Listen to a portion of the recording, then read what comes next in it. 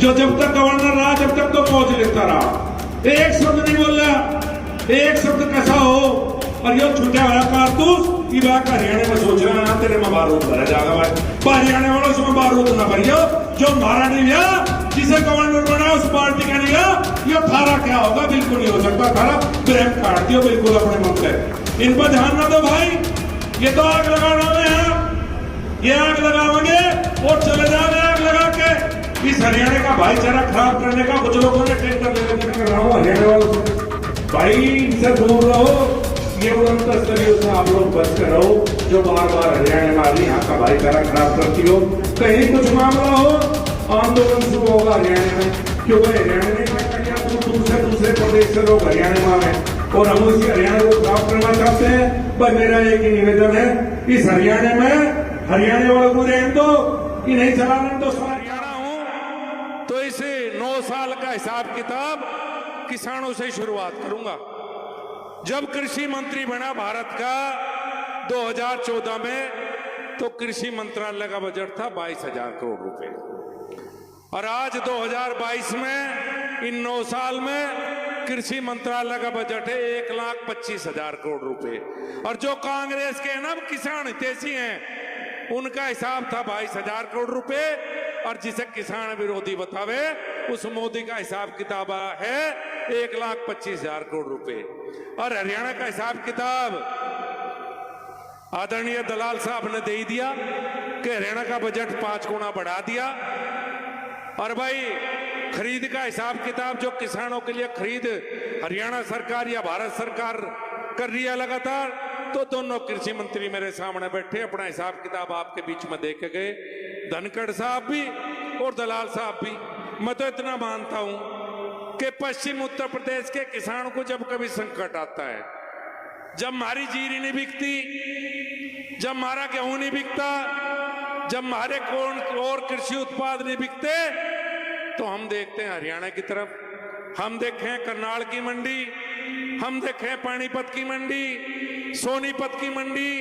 तो भाई हमारा तो काम हरियाणा की मंडी से चल रहा, उत्तर प्रदेश के किसान का काम भी हरियाणा की मंडी चला रही है। ऐसा मजबूत किसानों के लिए काम केंद्र सरकार और प्रदेश सरकार मिलकर करे। इन 9 साल में जो काम हुए 4-5 बात का जिक्र करूंगा। इस सरकार ने पहले से, मोदी जी ने एक बात कही, ये सरकार काम करेगी देश के इंफ्रास्ट्रक्चर के लिए, ये सरकार काम करेगी देश के गरीबों के लिए, ये सरकार काम करेगी देश की आंतरिक और बाह्य सुरक्षा के लिए, ये सरकार काम करेगी अच्छी मजबूत विदेश नीति के लिए। अब इंफ्रास्ट्रक्चर की बात करूं तो सबने बता दिया भाई, 91,000 किलोमीटर का नेशनल हाईवे हुआ करता इस देश में 67 साल में। कांग्रेस की सरकार में 91,000 किलोमीटर बना, और अब है 1.5 लाख किलोमीटर 67 साल में तो बना 91,000, और 9 साल में बढ़ गया 60,000 किलोमीटर नेशनल हाईवे। जींद जैसे जिले में भी, जो चौधरी साहब का जिला है, माफी चाहूंगा पहले तो पता नहीं कोई हाईवे था कि नहीं था, अब तो 8 नेशनल हाईवे केले जींद जिले में। और जैसी सड़क में मैं आया, मैं तो बहुत दिनों बाद बरवाड़ा आया, मैंने सोचा बरवाड़ा जाने में 1.5 घंटा लगेगा, और मैं आ गया 20 मिनट में हिसार थे। असा नेशनल हाईवे हिसार में है, तो इंफ्रास्ट्रक्चर पे जो काम इस सरकार ने किया, हाईवे, एयरपोर्ट, अब तो गांव का किसान भी जान लगा जहाज में भाई, रेलवे के काम, मेट्रो, ये इंफ्रास्ट्रक्चर पर काम हुए इस सरकार। बात करेंगे गरीब कल्याण की, भाई जनधन अकाउंट्स खुलने शुरू हुए थे, गैस हो तो इस सरकार ने दी, शौचालय हो गरीब के लिए तो इस सरकार ने बनाए। और भाई मुझे तो पता हरियाणा में कितनी समस्या माताओं बहनों को सिर पे लेना पड़ा था पानी, और सिफारिश लगती थी, उपलब्धि बताते थे विधायक और सांसद, भाई गांव में टंकी लगवा दी, टंकी तो पानी आ गया। अब भाई विधायक सांसद ढूंढते फिरे कौन सा गांव बच गया जहां टंकी से पानी नहीं आया। 10.5 करोड़ घरों को टंकी से पानी देने का तो काम कर दिया, और 2024 तक इस देश में कोई ऐसा घर नहीं बचेगा जिसमें टंकी तक पानी ना आता हो। ऐसी सरकार है। 67 साल तक बेवकूफ बनाती रही कांग्रेस, गरीब भी हटा देंगे, गरीब को सुविधाएं देंगे। इनमें से कोई सुविधा मुझे तो लगता नहीं गरीब को मिली हो। आंतरिक सुरक्षा की हालत यह है कि 2014 में एक बार उठा के देख लियो भाई, एक दिन बम फटा था हैदराबाद में, अगले दिन बम फटा था बंबई में, तीसरे दिन बम फटा था चंडीगढ़ में। यह हालत देश में थी। और आज मेरे तो याद नहीं हिंदुस्तान में कोई बम फटा हो। क्यों? सबको पता है एक बम यहां फटेगा और एक बम फटेगा फाड़ने वालों के ऊपर। ऐसी सरकार यहां मोदी जी की सब कुछ बात का अंदाजा है। वाह्य सुरक्षा की बात करें, 67 साल कांग्रेस कहती रही, कहीं भी आतंकवादी घटना हुई क्या कहते देश के प्रधानमंत्री? जवाब दिया जाएगा पाकिस्तान को। जवाब किसी पे तो दिया नहीं गया, जवाब भी मोदी जी ने दिया बनने के बाद। और भाई चाहे चीन के साथ हो चाहे पाकिस्तान के साथ हो, मजबूत बाह्य सुरक्षा नीति। अगर एक गोली चलेगी तो हिंदुस्तान की तरफ 10 गोली चलेंगे, और अब गोली चलनी बंद होली। ऐसी सुरक्षा नीति बाहर की है, देश की है। विदेश गए विदेश नीति है, मुझे कहने की जरूरत नहीं। क्या स्थिति भारत की पहले थी विदेशों की नजरों में, और क्या स्थिति अब है आप सब भली भांति जानते हैं। इनके ऊपर ज्यादा कहने की बात नहीं। अब बात कुछ हरियाणा की कर लूं। दलाल साहब ने दुखती रग छेड़ दी, अपनी भी और मेरी भी, और जो मंच पे बैठे इन सबकी भी। पर दलाल साहब, यशपाल मलिक जी ने तो आना कर दिया देखो बंद, वे तो मारे यही हैं। और भाई ठीक है साहब, देखो मेरे खाप चौधरी, उनके बारे में मैं कुछ नहीं कहने का एक शब्द भी। भाई मैं भी उनका सम्मान करूं, उसी परिवार से मैं आता हूं, उनसे बातचीत दूसरी ढाल करेंगे।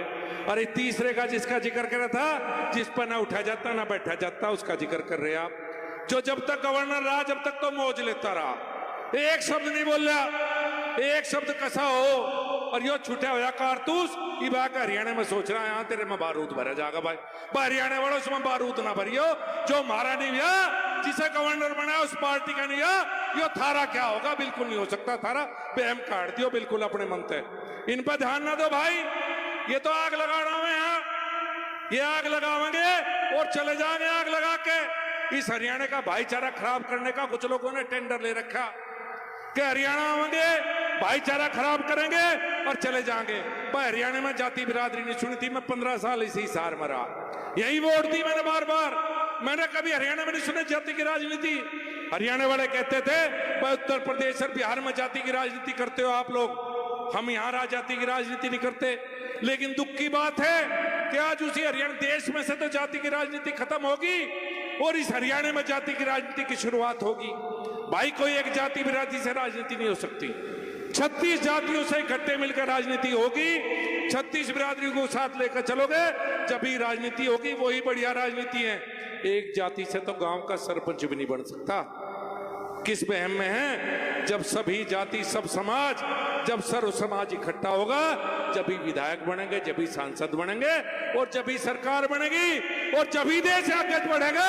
जब सर्व समाज इकट्ठा होगा, किसी एक समाज से आगे नहीं बढ़ सकता। तो मैं तो निवेदन कर रहा हूं हरियाणा वालों से, भाई इनसे दूर रहो, ये उड़नत स्तरियों से आप लोग बचकर रहो, जो बार बार हरियाणा में आ रही यहाँ का भाईचारा खराब करती हो। कहीं कुछ मामला हो, आंदोलन शुरू होगा हरियाणा में। क्यों भाई? हरियाणा ने ठक्का ठा लिया।